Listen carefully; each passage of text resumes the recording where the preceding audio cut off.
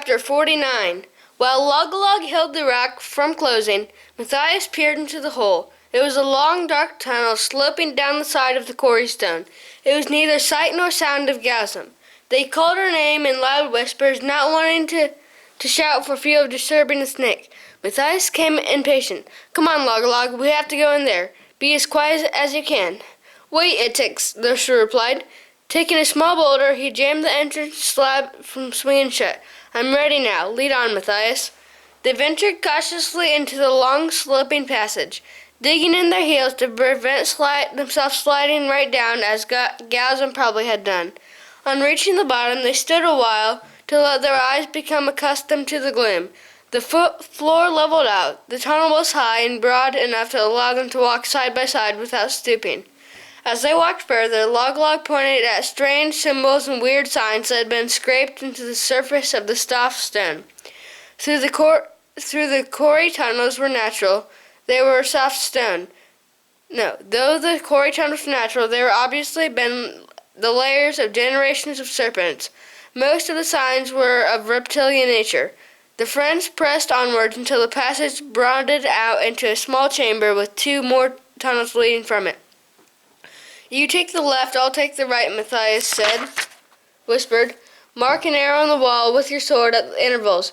I'll do the same with my dagger. That way we won't get lost. Should you find Asmodeus, come straight back to this chamber. If he finds you, the best thing to do is run as fast as you can and shout like mad." "Take care, warrior. If I see you later," said Log. Gripping his dagger in readiness, Matthias crept into the right-hand tunnel. It was slightly narrower than the first, but just as high. The walls were yellow stone, so soft that it was almost like damp sand. Scarcely daring to breathe, and glad his feet made no sound on the sandy floor, Matthias went ahead, remembering to mark an arrow every few yards. From somewhere up ahead, the young mouse could hear the sound of dripping water. The musical, echoing plops made an eerie noise in the sinister stillness of the passage. His paw encountered a space in the left wall. It turned out to be a rectangular anteroom. Matthias was horrified to discover it was full of cast-off snake skins. They lay on the floor, dry and withered. He shuddered at the thought of their former occupants, the hair rising on the nape of his neck, as he swiftly abandoned the repulsive scene and hurried along the passage. It was more than twice as long as the entrance tunnel, and Matthias cut another arrow into the wall. He noticed that the carved symbols looked older, more primitive. This place had been a serpent's den long before it had been a quarry. The passage ended abruptly. Matthias walked out into an immense cavern. Great Hall of Redwall could have fitted into one corner of this colossal structure. At its center was a vast shimmering lake that glowed with pale, phosphorescent light. The droplets of water came from somewhere up high in the dark recess of the roof. They dripped steadily down and broke the surface of the subterranean lake, causing a continuous ripple. Matthias noticed that there were numerous other caverns and tunnels leading to the largest cave. Asmodeus. The sound froze the very blood in his veins. The adder was close by, where he could not tell. The deadly hiss echoed all around him. Asmodeus. Matthias bravely tried to quell the panic that welled up inside him. "If the snake knew where I was, he wouldn't waste his time trying to scare me," he reasoned. "He would have got me by now." Feeling slightly reassured, he was still very uneasy. Matthias circled the pond, trying to ignore the loathsome hissing sound. Asmodeus. Summoning up all his courage, he stole silently into the nearest cavern. The glow that reflected from the pool, Matthias saw a sight that gladdened his heart. There was Gasm, seated with her back against the wall. Matthias ran across and seized the gorilla shrew by her paw. "Gasm, how did you get here, you little nuisance? You've been seared." Gasm toppled on her side, dead.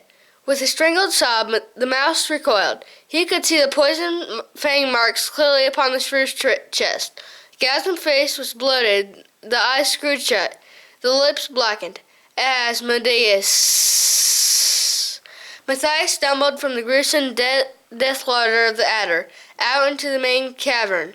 He sat for a while, shuddering with horror at what he had seen, hardly believing that the still body had been a warm, living, breathing creature not long ago. Forcing himself to rise and carry on, Matthias continued his explorations. The next entrance was a tiny hole in the wall, scarcely worth bothering about.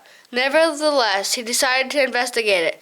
Crouching on all fours, Matthias forced his way into the hole, which provided another tunnel. He began forcing his way along the narrow ledge. Asmodeus. The dreadful sound was much closer now. Struggling and pushing forwards, he made it to the end of the tunnel. Suddenly, Matthias was face to face with the giant adder. Asmodeus. The huge reptile was sleeping. With every breath, it expelled the snake's tongue flicking out, repeating the vile name. Asmodeus. Matthias stared in mute fascination. The great snake's eyes were not shut, but filmed over in sleep. It was breathing slowly and regularly. The huge, muscular, scaly body was coiled in no recognizable pattern, but at odd intervals, the immense coils would shift lazily with a dry, scaly rustle. The head, however, remained fixed in the same position. Across the jumble of banded coils, Matthias thought he could catch a glimpse of the tapered tail. There were other things in the lair of the snake: a fox tail, wood pigeon wings, the head of a big fish, fur pelts of many species of creatures. But Matthias only saw the sword of Martin the warrior. It hung from a fork of a tree root in the back of the viper's den, a large red pommel stone set in the top of the hilt. The handle was of black leather and silver to match the belt and scabbard. Below, a heavy silver crosspiece was the blade, made from the finest steel, its double edges tempered to a ruthless sharp tip. Down the center of the blade ran a blood channel, either side of which were symbols which Matthias could not make out. This was truly the sword of Redwall Abbey.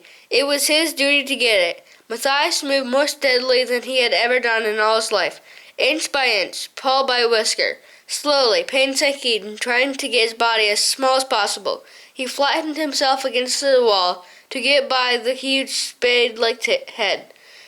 The tongue almost slid across his face as it slid out and constantly repeated the dreaded name, Asmodeus. He felt the adder breathing, its cool exhalations carrying the sweet, musty odor of death, stirring his whiskers. A coil moved and faintly touched his leg. Matthias sucked in his breath and squeezed closer to the wall. The snake blinked, sending the opaque tissue upwards. The young mouse was confronted by a wide-open eye of the monster staring directly at him. Asmodeus. The eye filmed over again as the snake carried on with whatever evil vision it was dreaming. Sweat like ice water drenched Matthias's fur. Asmodeus had opened his eye while still remaining asleep. There was no other explanation possible. The moments of suspense ticked by for what seemed like ages, until Matthias managed to squeeze past the serpent's head, avoiding the gigantic coils. He walked quickly and quietly over to where the sword hung from the tree roots on the cave wall. Matthias lifted the ancient sword down. Reverently, he placed both paws around the handle. Tighter and tighter he gripped it until the point lifted from the floor and the bright blade stood out level in front of him. He sensed how Martin must have felt each time he held this beautiful weapon. The young mouse knew that he had been born for this moment. His grip causing the tremor of the steel to run down through his entire body. It was a part of him. Matthias's main concern was to get safely away with the sword. It was confined space of the snake's den. There was no room to wield the fabled blade. If he struck at Asmodeus, he would be crushed to death against the wall by the powerful lashing coils of the adder in its death throes. Nothing would be accomplished by such a foolhardy action. Like a seasoned fighter, the young mouse chose to nominate the time and place of combat. He looked around the den. The hole he had come through was obviously too small for the adder to have used for the same purpose. It served as a breathing hole for Asmodeus, also as an amplification to echo the dreaded name through the cavern's tunnels as a warning to intruders. Near the snake's tail, which lay directly across his path, he saw the skins and pelts of the cave wall tremble slightly. They were covering the only possible entrance, an exit from the reptile of such enormous girth. Emboldened by his ownership of Martin's weapon, Matthias tickled the tail lightly with the sword point. It had the desired effect. The long, scale-encrusted coils rippled as the serpent changed position in its sleep. Speedily he slipped through the curtain of skins into the passage.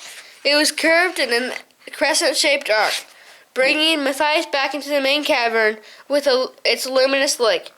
Log came dashing, pale-faced, out of the cave that contained Gazum's body.